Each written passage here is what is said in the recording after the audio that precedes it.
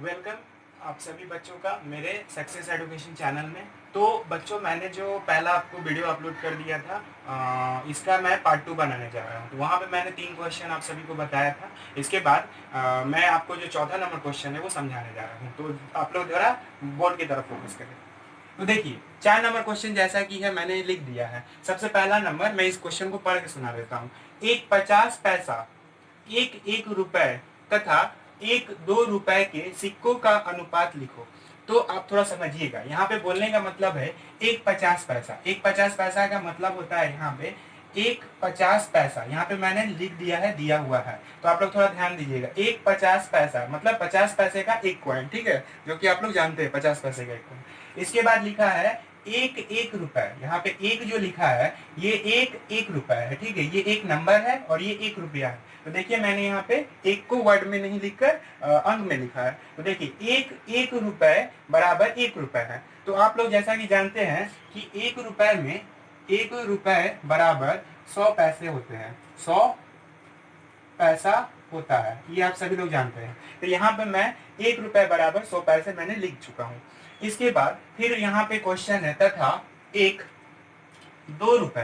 2 रुपए का मतलब हुआ कि नंबर 1 रहना चाहिए और रुपए कितना रहना चाहिए, 2।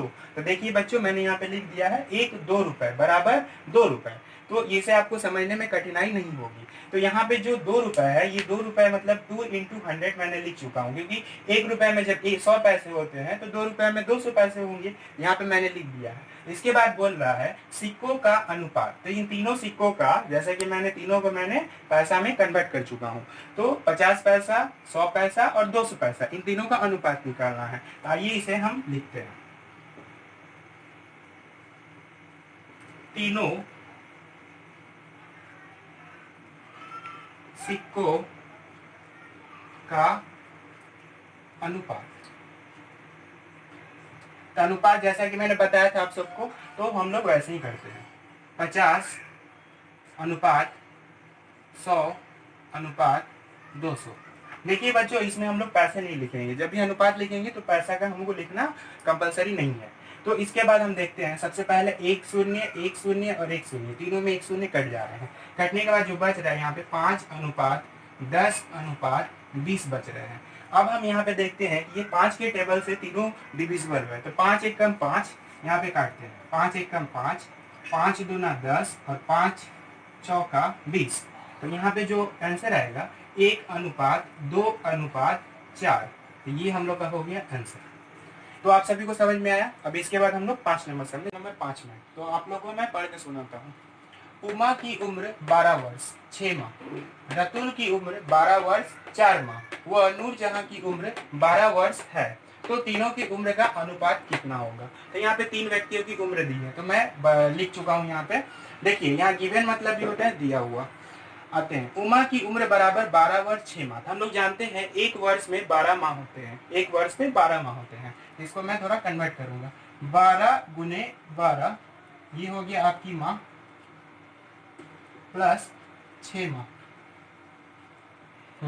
यहाँ पे आप लोग को दिख रही है। इसके बाद देखिए, मैंने इसे 12 से 12 क्यों गुना किया, क्योंकि एक वर्ष में 12 माह होती है। तो 12 वर्ष में 12 को 12 से मल्टीप्लाई कर देंगे। तो इसको जैसे ही मल्टीप्लाई करेंगे तो यहाँ पे आ जाएगा 144 माह प्लस 6। इन दोनों को जोड़ेंगे, यहाँ पे माह में आ चुका है, ठीक है। तो इन दोनों को जोड़कर हम यहाँ पे लिख सकते हैं बराबर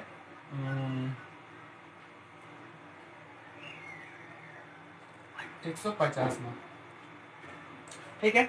तो उमा की उम्र आई 150 में। इसके बाद मैं रतुल की उम्र का निकालता हूँ।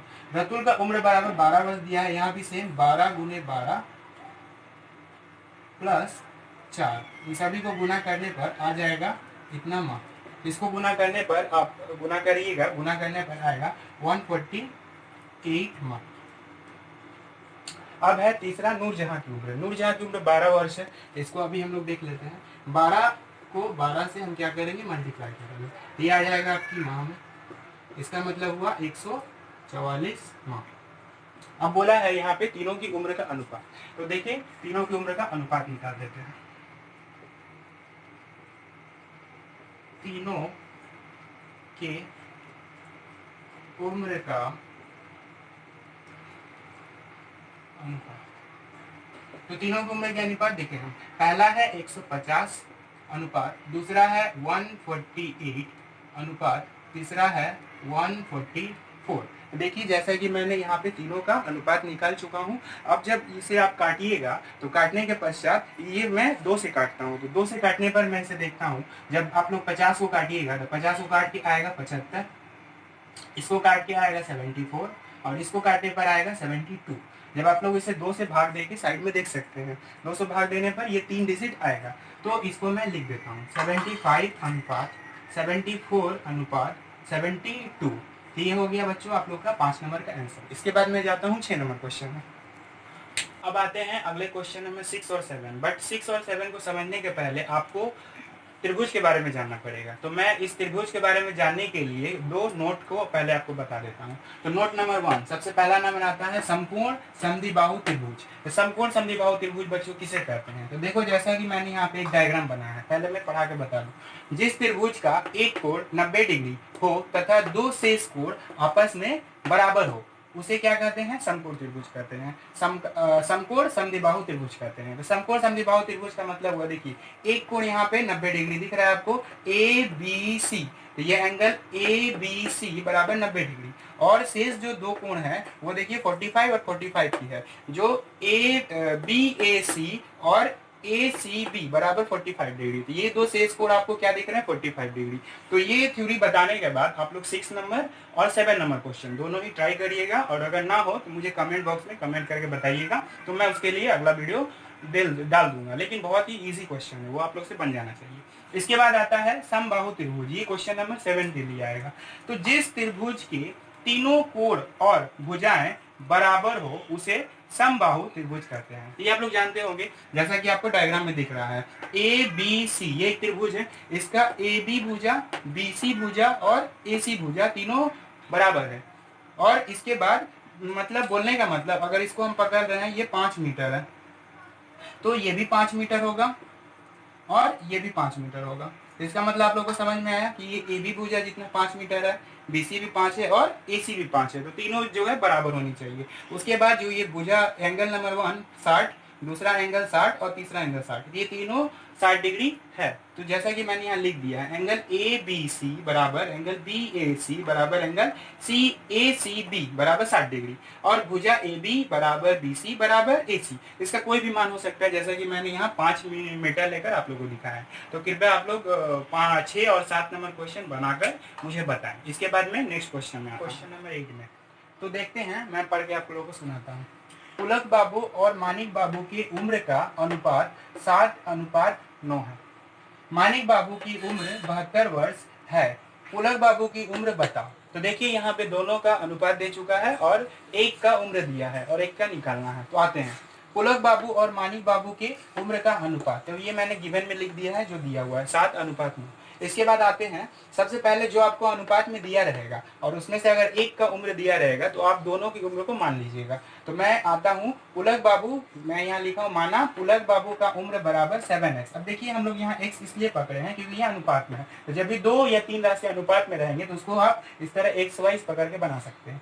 तो 7x मैंने माना पुलक बाबू का उम्र। ठीक इसी तरह मानिक बाबू की उम्र क्या होगी? 9x। तो अब हम आते हैं, एक की उम्र दी हुई है, मानिक बाबू की उम्र दी हुई है। तो सबसे पहले हम यहाँ लिखेंगे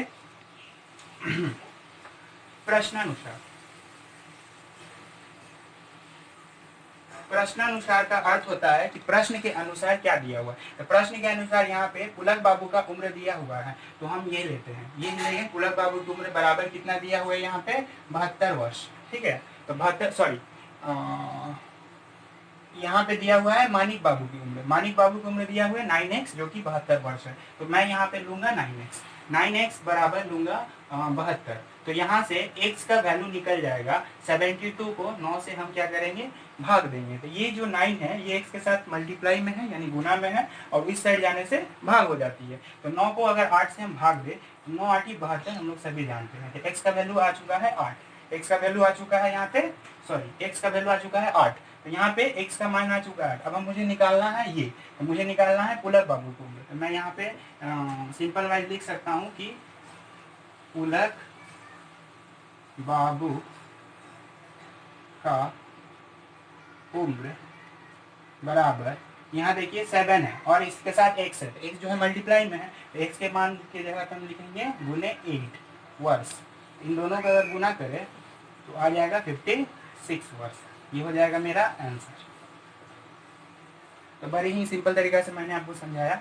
अब जैसा कि ये 8 नंबर सम है, इसी के कॉमन वाइज क्वेश्चन नंबर 9 है, तो आप लोग क्वेश्चन नंबर 9 का एक बार बनाने के लिए ट्राई करिए, और अगर ना बने तो मुझे कमेंट बॉक्स में कमेंट करिए, तो मैं उसका भी आपको वीडियो दे दूंगा।